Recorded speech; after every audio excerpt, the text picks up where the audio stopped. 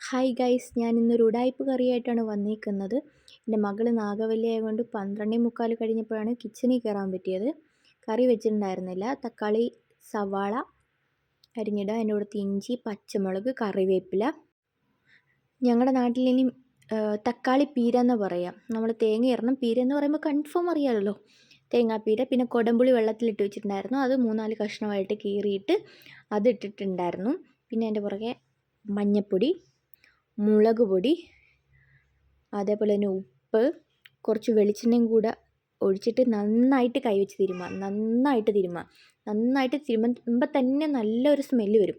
എന്നിട്ടൊരു 5 minute rest ചെയ്യാൻ വെക്കുക. നേരെ ഗ്യാസ് കത്തിച്ച് അടുപ്പിലേക്ക് വെച്ച് അടച്ച് വെച്ച് വേവിക്കുക. വേറെ ഒന്നും ചെയ്യേണ്ട ആവശ്യമില്ല. ഇടയ്ക്കൊന്ന് ഇളക്കി കൊടുക്കുക. ഇതായി കഴിയുമ്പോൾ നല്ലൊരു സ്മെല്ല് വരും.